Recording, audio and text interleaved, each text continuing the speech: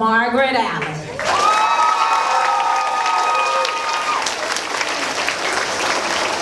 You may be seated. Good morning to you all. Let's see if this works. Ta-da. It works.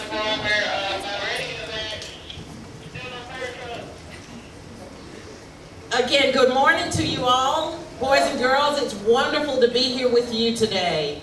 And I cannot believe how many people came out here to see about you. This is awesome. I mean, people left their big jobs to come down here to spend some hours with you today. And I think it's because we care about you. That's the reason I'm here. I care about you. I care about where you are right now, and I see you in the future. And I care about what I see you doing. This activity that you will engage in today is going to help you to prepare yourselves for what you want to be, for how you want to represent yourselves, your families. Oh, this is going to be so good because you get an opportunity to do a bullseye view on your future. You know what research is saying to us right now? It's saying that children your age will have jobs that don't even exist right now. They could exist in your minds, which is superb. I love the fact that you can even think up your job. Anytime you look around your community and your neighborhood and your school and you say to yourself, I wish we had something to take care of that problem, what you've just done is created an opportunity for yourselves.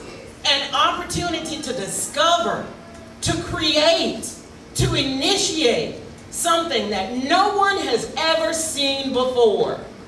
And that's what makes us proud. That's why we do what we do every day. I know that reading and writing and the math gets a little bit tedious, but listen to me. It is getting you ready. It is getting you ready. And you need to be serious about it. You're fifth graders. You're half grown. Is that the truth? No, you're still kids. You're still kids. And you know, I say that to my 42-year-old. You know what I call him? Baby. Can't help it. You know, he's my son forever. And I respect that piece of him. He's a dad, and he takes care of his boys, but I still call him my baby when he comes to my house. Yes, I do. Anyway, I had a script today. Where's Mr. Tracy? Here I am. Yeah, he sent me a letter, and he told me what to say. And, but you know what? I am the superintendent, so I say what I want to say. And today I want to take 5 minutes. They gave me 15, but I'm going to take 5 because I want to read this book to you that I absolutely love. I've read it, I promise you, more than 100 times, but I love reading it because the message in it is my message to you today. The title of this book is Giraffes Can't Dance. Would you say the title? Giraffes Can't Dance. Yeah, that's the title. Written by Giles Andretti. And I gotta see how I'm gonna do this with the mic. Let me see what my teacher boys can do without it. Can you hear me? Yes. Okay. I gotta turn pages and stuff. I got you. Okay. Gerald was a tall giraffe whose neck was long and slim, but his knees were awfully crooked and his legs were rather thin. There's Gerald the giraffe. He was very good at standing still still and munching shoots off trees. But when he tried to run around, he buckled at the knees.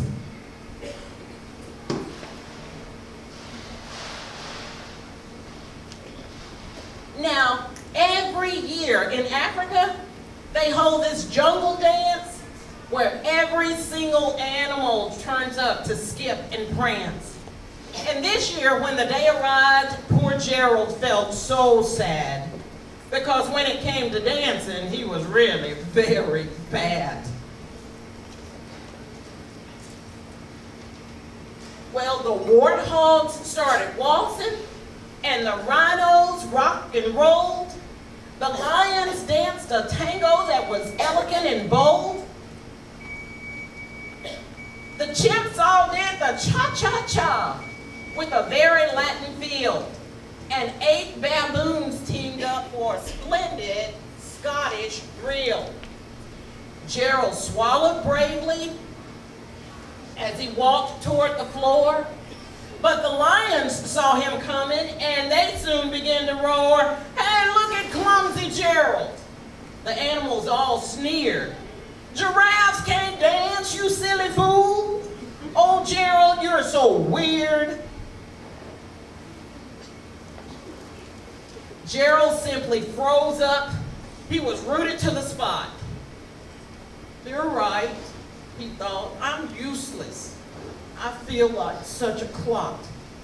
So he crept off from the dance floor, started walking home. He'd never felt so sad before, so sad and so alone. Then he found a little clearing and looked up at the sky. "The moon can be so beautiful," he whispered with a sigh. "Excuse me," coughed a cricket who'd seen Gerald earlier on, "but sometimes when you're different, you just need a different song. Listen to the swaying grass and listen to the trees. To me, the sweetest music is those branches in the breeze. So imagine that the lovely moon is playing just for you. Everything makes music when you really want it to."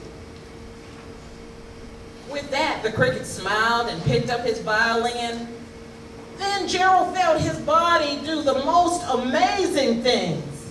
His hooves had started shuffling, making circles on the ground. His neck was gently swaying and his tail was switching round. He threw his legs out sideways and he swung them everywhere. Then he did a backward somersault and leapt up in the air. Gerald felt so wonderful, his mouth was open wide. "I'm dancing, woo, I'm dancing, yeah, I'm dancing," Gerald cried.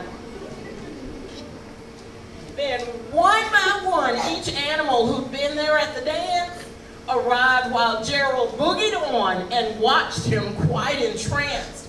They shouted, "It's a miracle! We must be in a dream. Gerald's the best dancer that we've ever seen. How'd you learn to dance like that? Please, Gerald, please tell us how." But Gerald simply twirled around and finished with a bow. Then he raised his head and looked up at the moon and the stars above. "We all can dance," he said, "when we find music that we love." Boys and girls, the music that I love is that of educating children. I am a teacher. I was a teacher at age 7.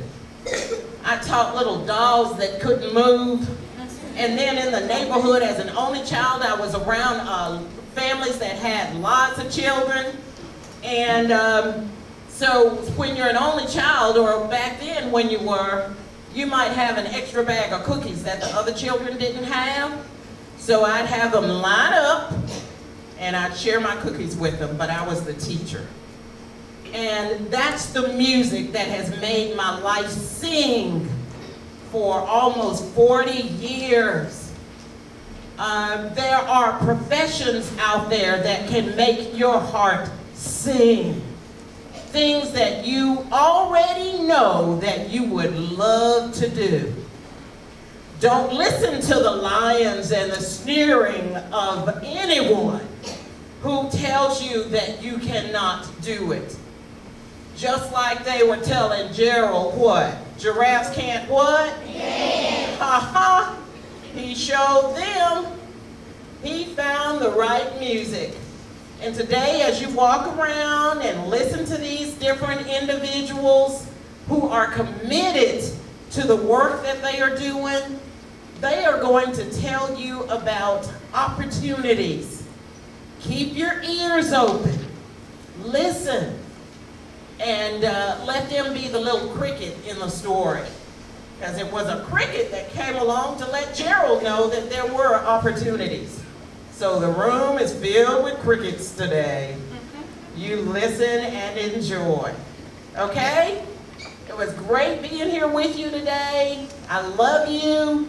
And I want you to keep working. I know there's only 14 days left in this school year. But you better not act like it. You better keep working. Enjoy your summer. Be safe. Do some studying. Read some books. Every one of you should be reading over the summer. Okay? All right. Thank you.